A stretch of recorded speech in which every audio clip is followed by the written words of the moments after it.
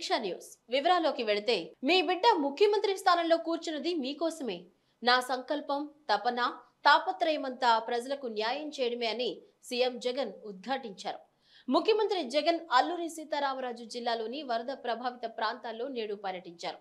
ఈ సందర్భంగా కోనవరం, విఆర్పురం మండలాల బాధిత గ్రామాల ప్రజలతో సీఎం జగన్ ముఖాముఖి నిర్వహించి ప్రజల సమస్యలు అడిగి తెలుసుకున్నారు. బాధితులందరికీ సాయం అందేలా ప్రభుత్వం చర్యలు, అధికారులు వారం పాటు గ్రామాల్లోనే గోదావరి నది పొంగి వరద వచ్చిన పరిస్థితిలో దాదాపుగా 16 లక్షల క్యూసెక్ల ప్రవాహంతో నీళ్లు రావడంతో మన ప్రాంతాల్లో ఎక్కడికెక్కడైతే నష్టం జరిగిందో ఆ నష్టంకు సంబంధించి కలెక్టర్కు వరద వచ్చినప్పుడే ఆదేశాలు ఇచ్చామని సీఎం జగన్ స్పష్టం చేశారు.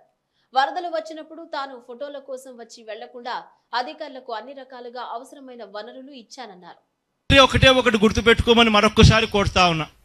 ఇక్కడ మీ బిడ్డ మీకోసం ప్రయత్నం చేస్తా ఉన్నాడు, మీకోసం గట్టిగా కృషి చేస్తా ఉన్నాడు. కాబట్టే ఈ లిడార్ సర్వే అనేది చేయించినాం. కాబట్టే ఈ సర్వేలతో పాటు కేంద్ర ప్రభుత్వం మీద ఒత్తిడి తీసుకొస్తా ఉన్నాం. కాబట్టే కేంద్ర ప్రభుత్వం కేబినెట్ దాకా తీసుకొని పోయే కార్యక్రమానికి కూడా నాంది పలుకుతా ఉన్నాం.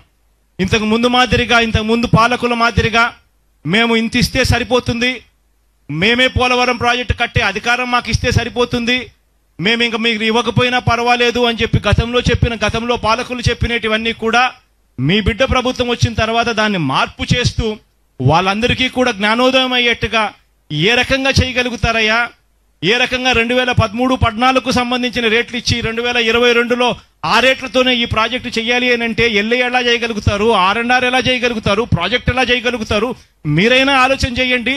ఆ టైంలో బుద్ధి లేకుండా అప్పుడు ప్రభుత్వ ముఖ్యమంత్రి అయిన చంద్రబాబు నాయుడు బుద్ధి లేకుండా సంతకం పెడితే పెట్టాడు, కానీ ఇప్పుడు మీరైనా ఆలోచన చేయాలి కదా అని చెప్పి మీ బిడ్డ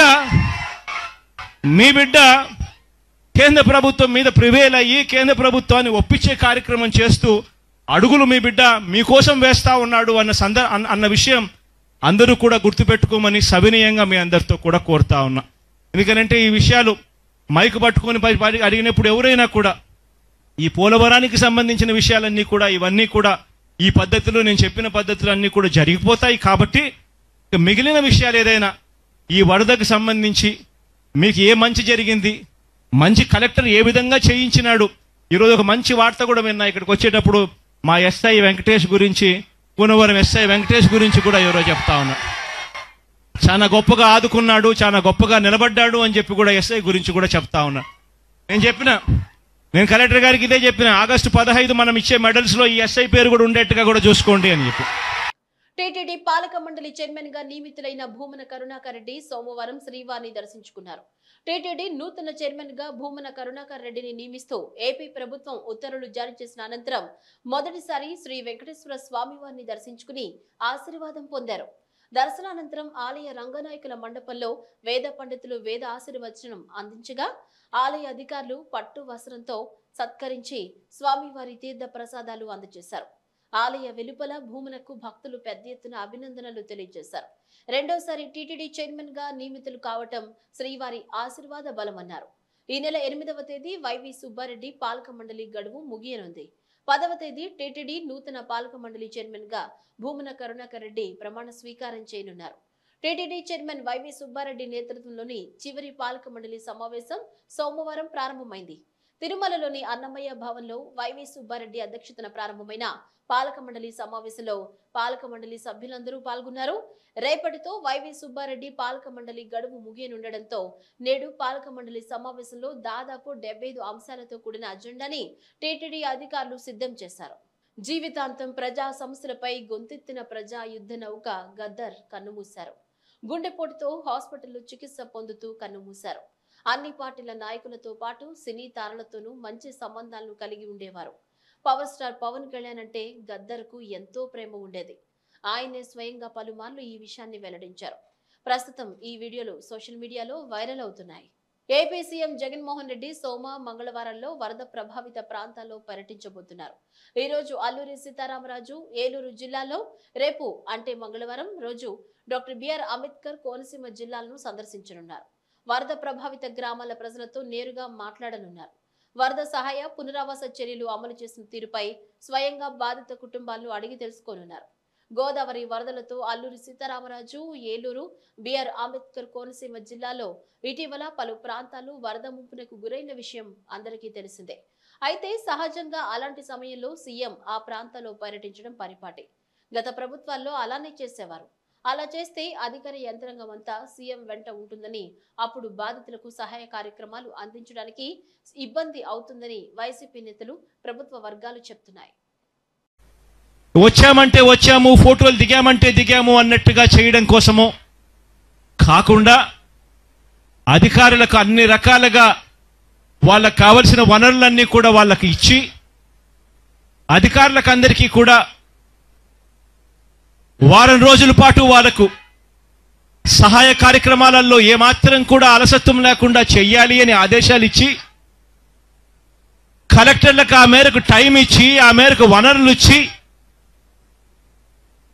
గ్రామ సచివాలయాల దగ్గర నుంచి వాలంటీర్ల వ్యవస్థ దగ్గర నుంచి ప్రతి వ్యవస్థను కూడా యాక్టివేట్ చేసి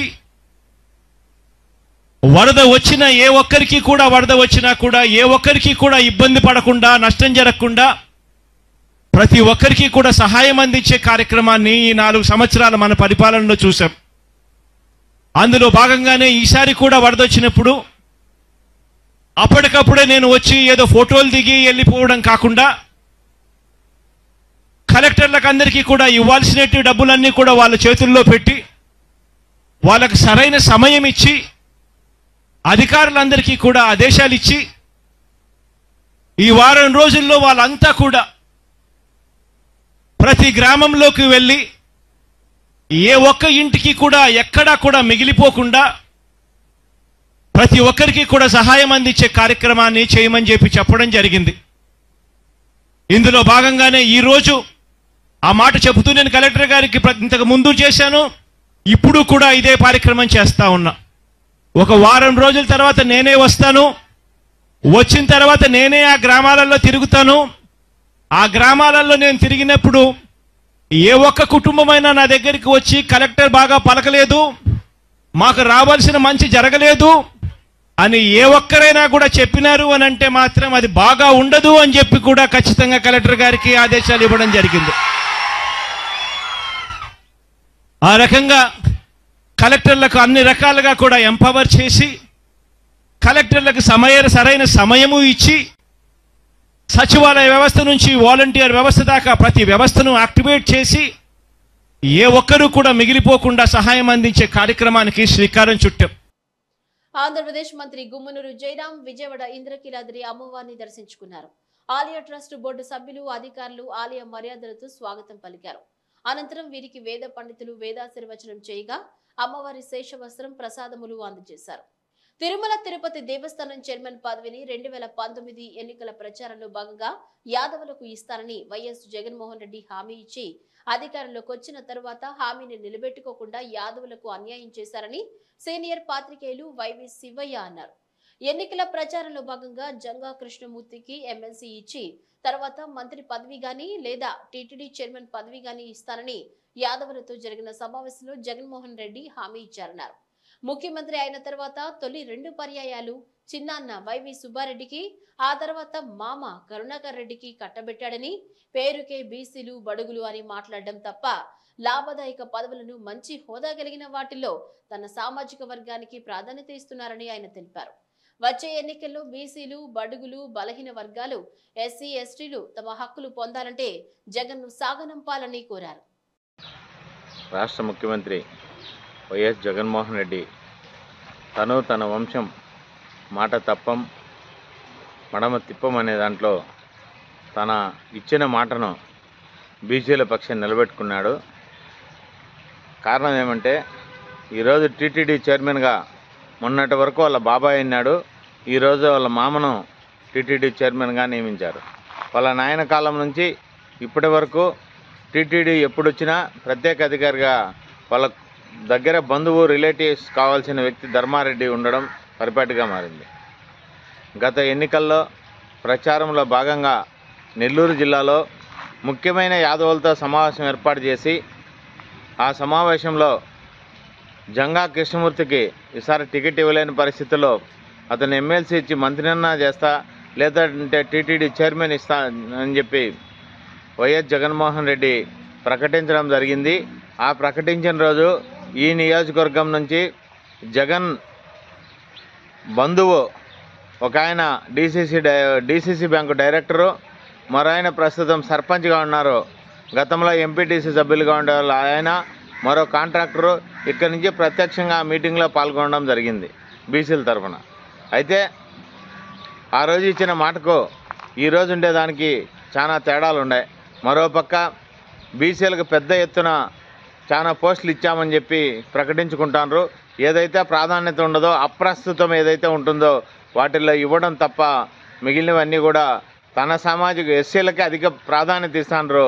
ఎస్సీలు అంటే తన సామాజిక వర్గానికి చెందిన వారికే ఈరోజు పూర్తిగా లాభదాయక పదవులన్నింటిలోనూ కట్టబెట్టడం జరుగుతోంది. బీసీల కోసం 56 కార్పొరేషన్లు ఏర్పాటు చేశారు. 56 కార్పొరేషన్లకు 13 మంది పాలక మండలితో చైర్మన్, డైరెక్టర్లు నియమించారు. వాళ్ళు కూర్చోడానికి తావు లేదు, వాళ్ళకి మాత్రం పైసా పని కూడా లేదు. ఈ కార్పొరేషన్లకు ₹1 నిధులు కూడా లేని పరిస్థితి ఏర్పడతా ఉంది. పీలేరులోని ప్రజా సంఘాల ఆధ్వర్యంలో స్థానిక అంబేద్కర్ కూడలిలో అంబేద్కర్ విగ్రహానికి పూలమాలలు వేసి చుండూరు నరమేధంలో అసువులు బాసిన మృతవీరులకు ఘన నివాళులర్పించారు.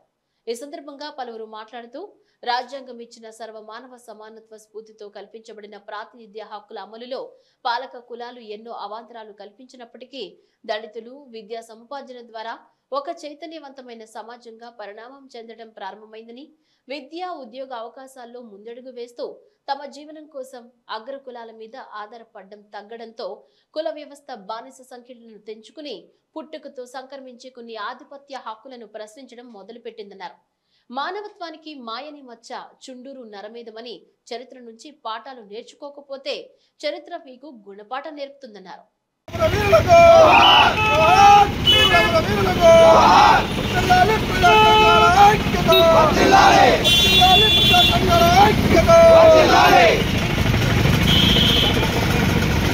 కృష్ణా జిల్లా అవనిగడ్డ నియోజకవర్గంలోని టీడీపీ కార్యకర్తలను రెచ్చగొట్టి చంద్రబాబు ఎన్నికల్లో లబ్ధి పొందాలని చంద్రబాబు నిత్యం ప్రయత్నం చేస్తున్నారని అవనిగడ్డ ఎమ్మెల్యే సింహాద్రి రమేష్ బాబు అన్నారు. ఈ సందర్భంగా మాట్లాడుతూ పోలీసుల వాహనాలను తగలబెట్టడం, పోలీసులపై దాడి చేయడం, రౌడీజం చేయడం చంద్రబాబుకు నైజంగా మారిందన్నారు. ఆంధ్ర రాష్ట్ర పరిపాలన రాక్షస పరిపాలన అంటూ ఆరోపణ చేయడం ఎంతవరకు సమంజసమన్నారు. రాష్ట్రంలో జగన్ పరిపాలన రామరాజ్యంగా సాగుతుందన్నారు. అభివృద్ధిని చూసి ఓర్వలేక విమర్శలు చేస్తున్నారన్నారు. రానున్న 2024 సంవత్సరంలో జరిగే సార్వత్రిక ఎన్నికల్లో మళ్లీ ముఖ్యమంత్రి జగన్మోహన్ రెడ్డికి రాష్ట్ర ప్రజలు పట్టం కట్టడానికి సిద్ధంగా ఉన్నారన్నారు. అందరికీ నమస్కారం. రాష్ట్రంలో గత ఎలక్షన్ హీట్ పెరిగే కొద్దీ మీ అందరికీ తెలిసిందే, జగన్మోహన్ రెడ్డి గారిని పరిపాలన గురించి ఏ విధంగానూ మాట్లాడటం లేదు. కొంతకాలమేమో రాష్ట్రం అప్పులు పాలైపోయింది. లెక్కలతో సహా ఎవరు ఏ టైంలో అప్పు చేశారో ఇంట్రెస్ట్ రేట్లతో సహా లెక్కలు చెప్పి వివరంగా చెప్పడం జరిగింది. దాంట్లో జగన్మోహన్ రెడ్డి గారు చేసిన అప్పుల్లో ఈ బటన్ నొక్కే కార్యక్రమానికి పేద ప్రజలకి డబ్బులు ఇవ్వటం, ప్రజల అవసరాల కోసం బటన్ నొక్కితే వాళ్ళ అకౌంట్లో పట్టడం మీరు అందరూ చూస్తారు. గత ప్రభుత్వం అప్పుల్లో అటువంటి ఏమీ జరగకపోకుండానే ఆ డబ్బంతా వాళ్ళ జేబుల్లోకి వెళ్ళే పరిస్థితి వచ్చింది. అది జనానికి అర్థమైపోయే పరిస్థితిలో ఇవాళ జగన్మోహన్ రెడ్డి గారి ప్రభుత్వం ఏమనలేక రాక్షస పాలన అనే మాటని హైలైట్ చేసి ఈ రాక్షస పాలన అంతమంది ఇద్దామని చెప్పి ఒక రాష్ట్రం అంతా ఒక ప్రచారం, ఒక నినాదం వాళ్ళు తీసుకున్నారు. నాకు మీ అందరికీ తెలిసింది, చాలా కాలం నుంచి నేను రాక్షస పాలన ఈ నియోజకవర్గంలో ఎక్కడుందో చెప్పాను, ఈ రాష్ట్రంలో ఎక్కడుందో చెప్పండి. రాక్షస పాలన అంటే ఏంటి? బైషాబాద్ పోలీస్ కార్పొరేషన్, అదేవిధంగా మన గుంటూరు జిల్లాలో దళితుల మీద దాడులు, చంపి కాల్లో వేయటాలు, అటువంటి రాక్షస పాలనలో దాన్ని సపోర్ట్ చేసే ఆ పరిపాలకులు చేసే పని.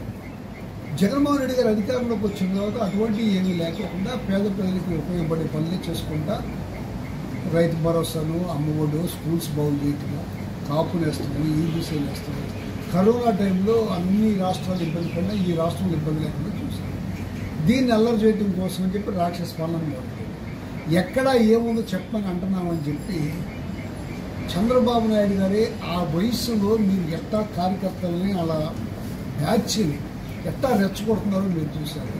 తిరగబడండి, తోమలండి. ఆయనతో పాటు పవన్ కళ్యాణ్ గారితో కూడా అదే మాట. పవన్ కళ్యాణ్ గారు అందరినీ బట్టలు తీసుకోవటానికి ఒక్క మాట కూడా ఆ భాష రైట్ కాదని చెప్పి ఈయన ఆయనకి చెప్పడం. చంద్రబాబు నాయుడు గారి ముందు ఇట్లా మాట్లాడాలి, పవన్ కళ్యాణ్ గారు ముందు మాట్లాడేవాళ్ళు, కనీసం ఇట్లా మాట్లాడని చెప్పడం. ఈయన కూడా అంతకంటే ఎక్కువ మాట్లాడటం నేర్చుకుని రెచ్చగొట్టి తగువను ఉండేది చూపించడం కోసం ప్రయత్నం చేస్తారు. నిన్న ఆ పెద్దిరెడ్డి గారి నియోజకవర్గంలో మీరు అందరూ చూస్తారన్నారు, అందరికీ తెలిసింది. ఎస్పీ ఆ రూట్ అమ్మట వెళ్ళడానికి మీకు పర్మిషన్ లేదు, వెళ్ళొద్దని చెప్పి రెచ్చగొట్టి ఆ కార్యకర్తలను అన్ని బయట జిల్లాల నుంచి తీసుకొచ్చి ఒక రకమైన ఈ రాష్ట్రంలో తగువును క్రియేట్ చేయడం కోసం, దెబ్బలాటలు తీసుకురావడం కోసం, ఈ రాష్ట్ర పరిపాలన అల్లరిలో ఉందని చెప్పడం కోసం ఒక తగువును తీసుకొచ్చి వైసీపీ మీద, పెద్దిరెడ్డి గారి మీద నెట్టడానికి ప్రయత్నం చేస్తున్నారు. ఈ వయసుకు తగిన పని కాదు ఆయనకి. 14 ఏళ్ల పరిపాలన అంటాడు, నేను పారదర్శకంగా ఉన్నానంటాడు, నేను ఆ పని చేశాను ఈ పని చేశానంటే 14 ఏళ్ల పరిపాలనలో నువ్వు ఈ పని చేశాను నాకు ఓటేమని చెప్పుకోవాలి. కానీ అల్లర్లు సృష్టించి ఈ రాష్ట్రం అల్లర్లు చేస్తుందని చెప్పడానికి ప్రయత్నం చేయడం అంత దుర్మార్గం పని ఇంకోటి లేదు. చంద్రబాబు నాయుడు గారిని అసహ్యం వేస్తుందని చూస్తాను జనానికి, ప్రజలకి కూడా. ఆయన చేసే మాటలో చేసే పనులు అసలు ఎట్లా రెచ్చగొడుతున్నాడంటే చెప్పడానికి వీలు కానంత విధంగా రెచ్చగొడుతున్నాడు. ఈ వార్తలు ఇంతటితో సమాప్తం. తిరిగి మరొక బులెటిన్లో మళ్ళీ కలుసుకుందాం. అంతవరకు సెలవు. నమస్కారం.